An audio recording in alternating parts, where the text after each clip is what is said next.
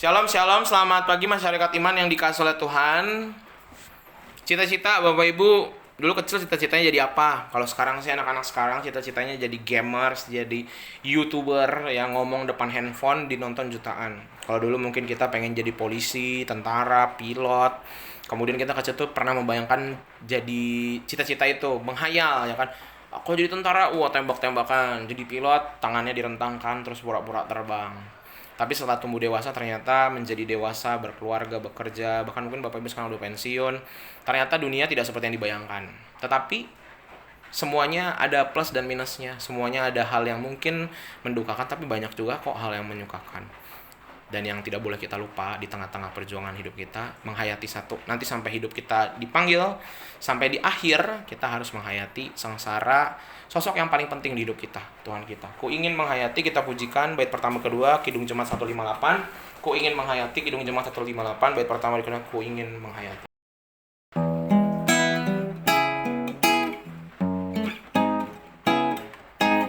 Ingin menghayati sengsara Tuhanku, semoga ku dapat Dia Yesus selamatku. Beban kesalahanku membuatku lelah, berilah hidup baru, ya Yesus tolonglah.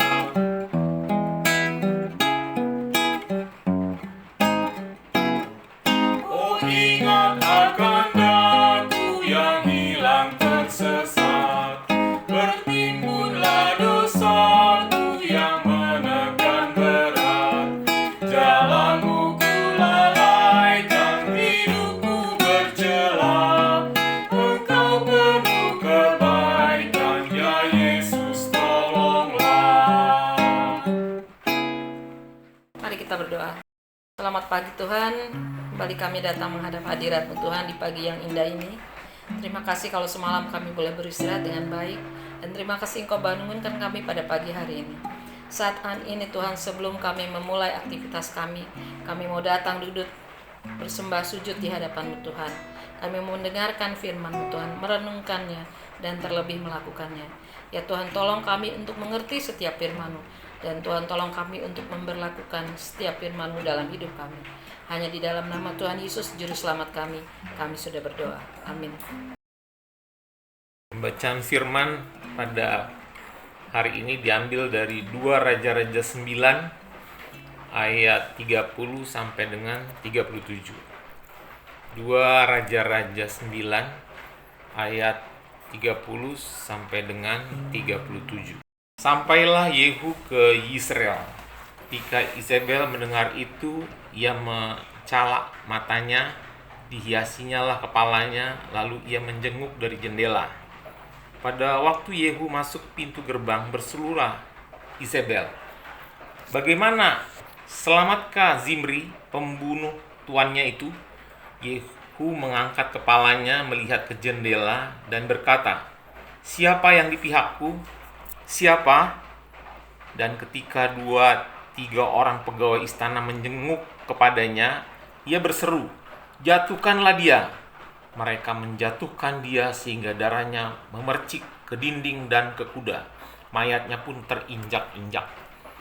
Yehu masuk ke dalam lalu makan dan minum. Kemudian ia berkata, "Baiklah, urus mayat orang yang terkutuk itu dan kuburkanlah dia, sebab ia memang anak raja." Mereka pergi untuk menguburkannya, tetapi mereka tidak menjumpai mayatnya, hanya kepala dan kedua kaki dan kedua telapak tangannya. Mereka kembali memberitahukannya kepada Yehu, lalu ia berkata, "Memang begitulah firman Tuhan yang diucapkannya dengan perantaran hambanya Elia. Orang Tisbe itu di kebun di luar Yizreel akan dimakan anjing daging Izebel.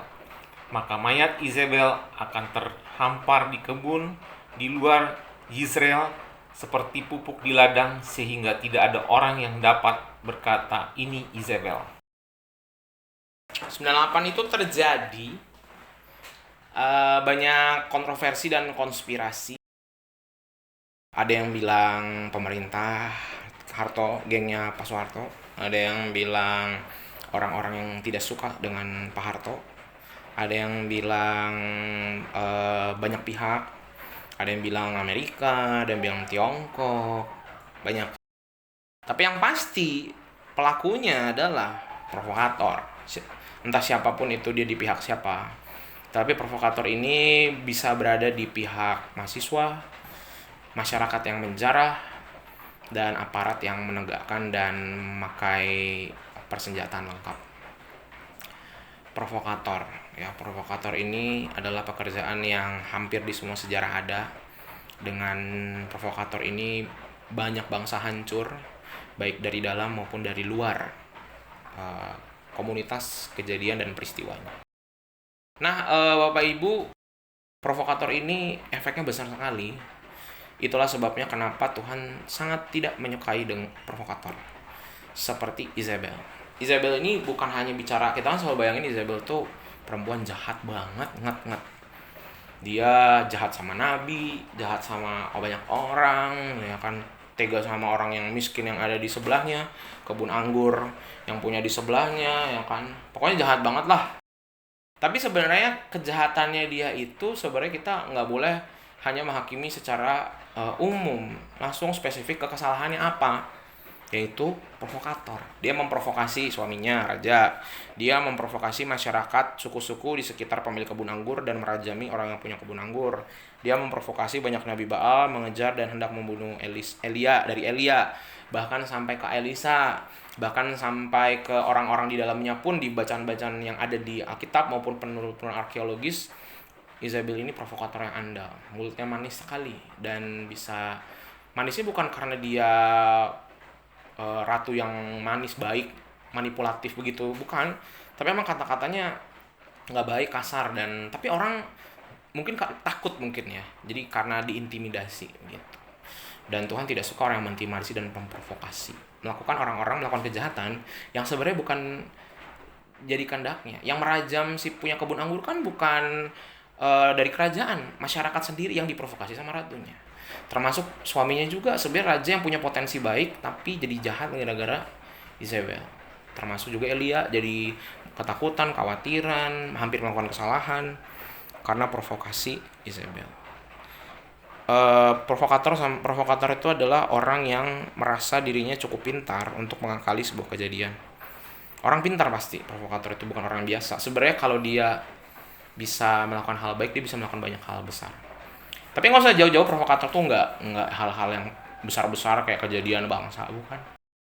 Tukang gosip, ngomongin orang, aduh, ya konsumsinya orang-orang gereja, ya kan, gereja tuh sukanya gospel, gosip pelayanan, tentu dah.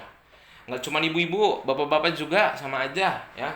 Nggak cuma jemaat, para pendeta juga, ya kan, penatua juga, saya pernah, iya, semua orang, ya.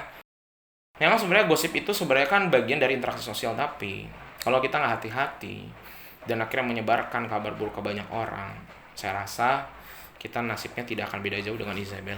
Jadi jangan sampai deh kita seperti Isabel saja jadi belajar. Ibu saya pernah bilang ada seorang pendeta namanya pendeta Titus. Kayaknya jarang banget ada pendeta yang bisa buat si pendeta Titus ini, kalau kita ngomongin jelek tentang orang lain, dia selalu bilang orang tuh nggak ada jeleknya. Orang sejelek apapun, bahkan yang udah nyakitin temennya, udah bersikap nggak adil, semena-mena, masih dibilang mungkin dia seperti itu karena dia lagi banyak pergumulan. Semoga kita bisa jadi orang yang selalu menilai baik semua orang. Susah, saya aja masih belajar Bapak Ibu. Dan saya percaya kita semua anak-anak Tuhan, orang Sindang Laut, dan siapapun yang mendengarkan Genta Sabda ini, mari sama-sama kita jadi kayak Isabel. Sekarang masih bisa nih kita putar balik. Sekarang waktunya kita berhenti ngomongin orang yang buruk-buruknya. Boleh ngomongin orang, tapi yang baik. Yang baiknya saja kita bagikan dan kita sebarkan supaya orang itu makin banyak baiknya. Dan orang jadi lebih menikmati komunitas. Jangan tuh ya kita merasakan apa ya, teman-temanku banyak yang jahat, bukan karena jahat. Mungkin kita menduga mereka jahat, padahal mah enggak. Ada orang diciptakan sama Tuhan buat jadi jahat, enggak ada. Semua Tuhan ciptain baik. Hanya jadi jahat karena ada provokatornya. Siapa? Semoga bukan kita. Tuhan mampukan kita agar hari ini kita tidak jadi provokator dan tidak membagikan cerita buruk tentang hidup orang lain. Mari kita berdoa. Tuhan, terima kasih melalui firman-Mu hari ini. Kami mau belajar tidak seperti Izebel. Kami tidak mau bernasib sama. Kami tidak mau jadi provokator, menjadi penggosip, dan menceritakan keburukan orang. Tapi ajarkan kami berkata-kata baik tentang orang lain. Boleh cerita tentang orang lain, tapi yang baik-baiknya. Kalaupun buruknya, belajar melihat sisi positifnya. Kami serahkan ya Tuhan kehidupan kami, agar hidup kami tidak seperti Izebel. Hancur, berantakan. Karena menyebarkan kejelekan orang lain. Kami serahkan, hanya dalam nama-Mu kami berdoa dan bersyukur. Amin. Selamat pagi, Tuhan Yesus memberkati, tetap bersemangat.